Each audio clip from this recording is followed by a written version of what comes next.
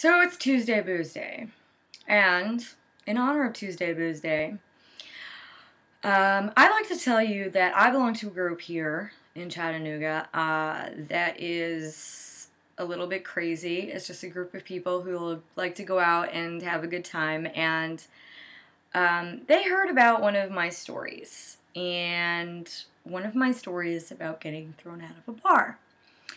And in honor of this story, they held a party at said bar and snuck me in. I mean, it had been 2 years since I had been banned from this bar. But I thought, why not tell you guys the story? Also, I was getting tired of continually telling the story at every single event, so I thought I could just refer everybody to this video. Now, for those of you who know me, yes, I am wearing my glasses. I am waiting for my new prescription. I just talked to my doctor. She said she would have them to me by Thursday. And yes, my glasses are getting very, very annoying. And it's like, yes, everything is reflecting. And I am going out to drink margaritas in T-minus 5 minutes, just as soon as I do this video. And it's going to do its thing while I'm drinking said margaritas, so it may or may not upload tonight. It may upload while I'm drinking wine for Wino Wednesday. Who knows? I don't know. We all know I'm kind of a drunk. Alright, so there's this pub called Hair of the Dog. And yes, I know, the reference. Haha. And it was March 16th, the day before St. Patrick's Day. And Spaz and I, we all know Spaz, decided, hey, let's get our St. Patrick's Eve drink on.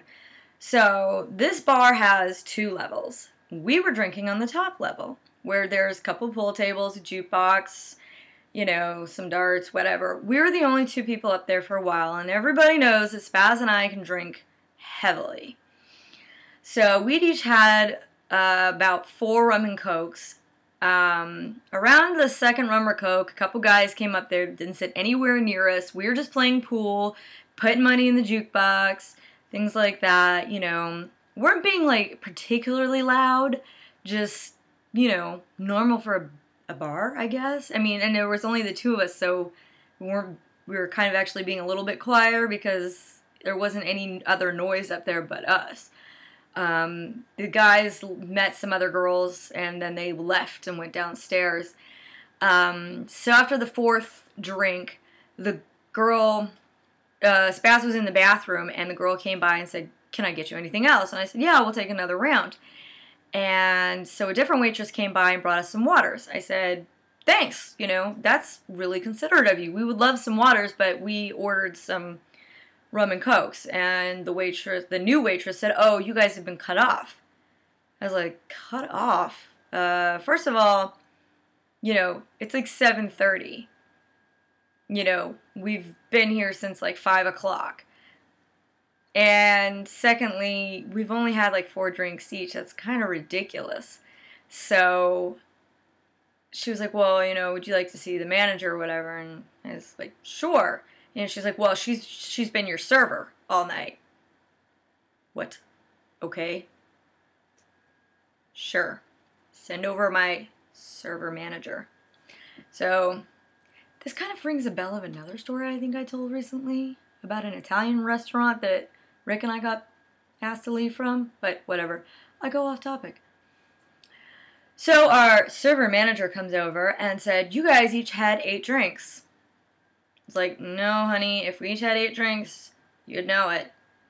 And she said, yes, you did, and you're being cut off because you're being belligerent. That was the word. I was like, belligerent?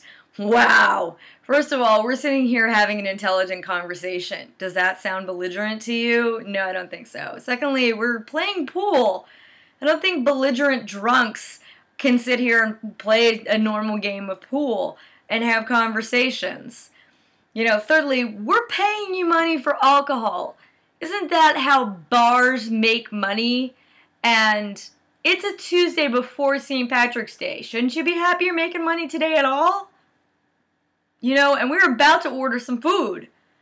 So, basically, she said after that, well, we don't serve your kind here. Now, Spaz, you know, as you guys kind of know, she dresses a little, I don't know how to put it, like, she's not goth per se, because she wears a lot of, like, pop punk, and it's, I don't know, it's a real weird mix, but, you know, she doesn't look normal. And I was very rockabilly that day. Like, I had the hair, the makeup, the dress, you know, the whole nine. So, you know, we're like, whatever, you know. And so then we stand up, because we're just like, whatever. We're just going to punch this chick and leave. And so Spaz is like, you better clarify right now what you mean by that. Turns out she thought we were lesbians. I'm not sure which is more offensive, the fact that she wasn't going to serve us because she doesn't like lesbians, or because we thought that, you know, she wasn't going to serve us because of the way we dressed. I mean, so they're not going to serve lesbians now? So they don't like lesbians? You know? And so whatever. So basically we were about to, like, seriously go off on this chick, and she told us that she was either going to call the cops or we could pay our bill and leave. So after some thought, we decided to just pay the bill, which we did with American Express.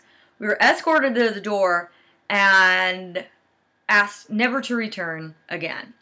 And we went home and promptly called American Express, told them why we paid the bill, what happened. They promptly took it off, of which hair of the dog did not respond with, you know, because a lot of times, you know, American Express, they can retaliate in American Express and say, well, you know, they were being belligerent drunks, you know, blah, blah, blah. And because they ended up charging us for something like 17 drinks. So we ended up having like an insane bill, you know, instead of the 8 drinks we drank. So we just took the whole thing off, and that was St. Patrick's Day, and that was how we got banned from Hair of the Dog. And the funny story is when we went back for that part, well, I went back for the party, we had the worst waitress in the world. We could not get her attention. I mean, she would disappear for long periods that nobody could get her. I mean, she would just disappear completely. We had no idea. We would try to get the other waitresses' attention, and they wouldn't help us. And none of us were able to get drunk enough to even get thrown out, because nobody had more than 2 drinks on the night that they snuck me in.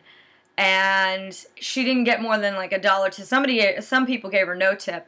At one point, one of my friends, the Blue Angel, stopped one of the waitresses and said, "Can I get a drink?" She said, "Well, I have to get your waitress." And she said, which waitress is yours? She said, "The one with the bad attitude." She said, "Oh, yes, let me go get her for you." Well, that says it all then, doesn't it? So that is the end of my story. Ladies and gentlemen, I hope you enjoyed it.